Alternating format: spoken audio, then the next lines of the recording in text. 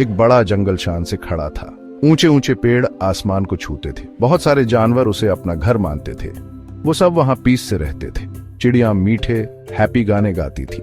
फूल अपने bright colours दिखाते थे। लाइफ बड़ी जेंटल और गुड थी। सारे क्रीचर्स खुद को बहुत सेफ महसूस करते थे। वो सच में सबके लिए एक हैप्पी जगह थी।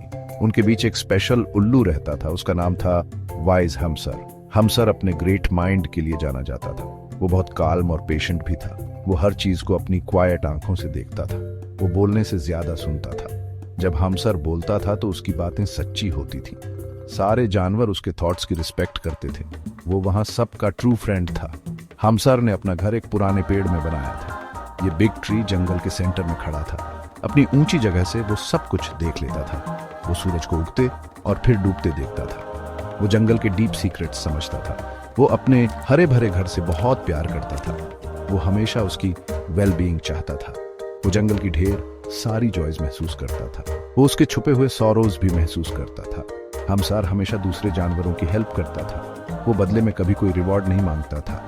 अगर कोई छोटा हिरन अपनी मां से बिछड़ जाता तो हमसर उसे प्यार से रास्ता दिखाकर सेफली पहुंचा देता। अगर दो गिलहरियों में छोटी सी फाइट हो जाती तो हमसर उन्हें शांति से सुलह करने में हेल्प करता। उसकी काइंडनेस पूरे जंगल में मशहूर थी।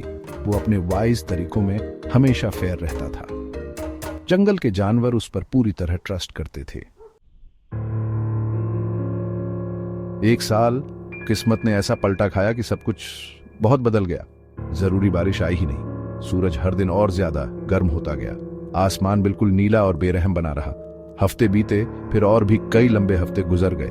जंगल ठंडी बारिश का इंतजार करता रहा, लेकिन उनके ऊपर कोई काले बादल नहीं आए। एक गहरी काली चिंता फैलने लगी। कुछ तो बहुत गड़बड़, बहुत दुख की बात थी। हरे पत्ते भूरे और बिल्कुल सूखे हो गए। मुलायम घास कड़ी होकर टूटने लगी। प्यारे फूलों ने अपने सिर नीचे झुका लिए। चौड़ी नदी तेजी से सिकुड़ने लगी। छोटी नदियां और छोटे तालाब गायब हो गए। प्यास से सख्त जमीन में दरारें पड़ गईं। चिड़ियों के गाने शांत और बहुत उदास हो गए। जंगल थका हुआ और बहुत सिक लग रहा था। ऐसा लगता था जैसे पूरी जमीन से जॉय चली गई हो। सारे जानवर बहुत थर्स्टी हो गए। उनके गले सूखे और बहुत दर्द करने लगे। वो पानी के लिए चारों तरफ ढूंढने लगे, लेकिन वाटर अब ढूंढना बहुत मुश्किल हो गया था। प्यारे हिरन अपने पैरों पर कमजोर हो गए।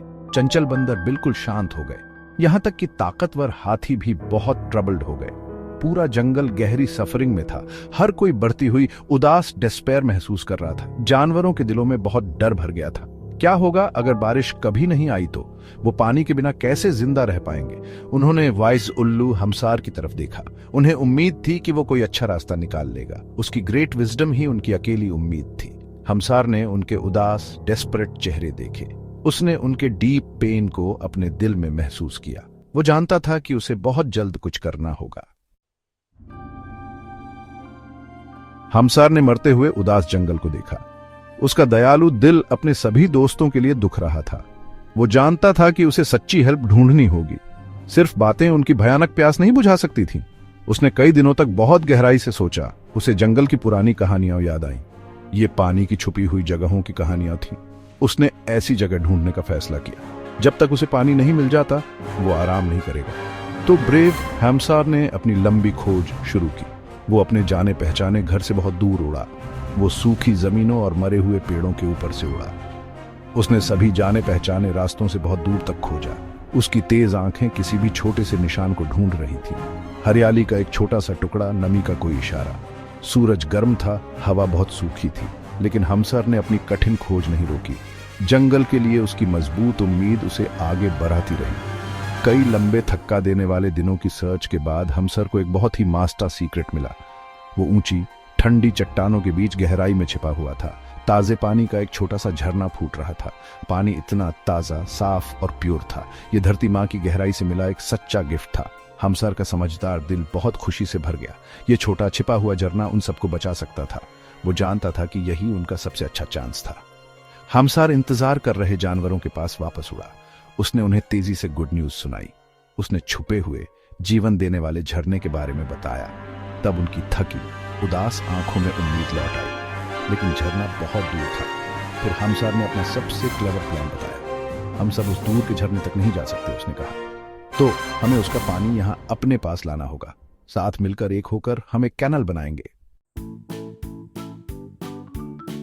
जानवरों ने हमसर की साफ बातें सुनी।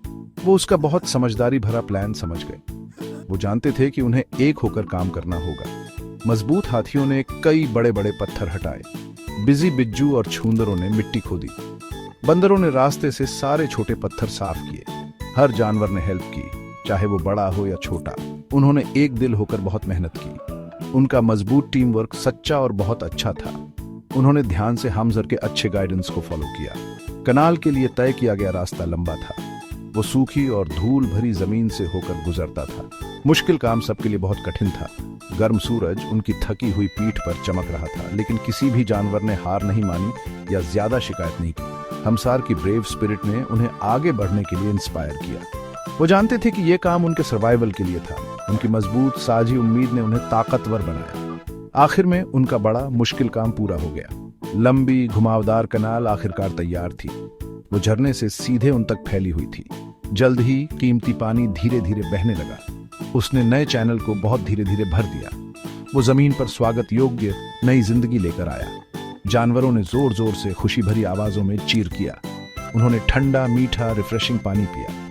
एक बड़ी गहरी राहत पूरे जंगल में फैल गई। धीरे धीरे थका हुआ जंगल ठीक होने लगा। नए हरे पौधे फिर से उगने लगे। जानवरों ने अपनी पुरानी खोई हुई ताकत वापस पा ली। उनकी खुशी भरी आवाजें ताजी हवा में लौट आईं। वो सब हमसर के बहुत ज्यादा थैंकफुल थे। उसकी ग्रेट विजडम ने उन सबकी जान बचाई थी। उस इंपॉर्टेंट दिन से उन्होंने उसे ऑनर किया। उन्होंने उसे गार्डियन ऑफ द फॉरेस्ट कहना शुरू किया। ये कहानी दिखाती है कि विजडम और यूनिटी की हमेशा जीत होती है।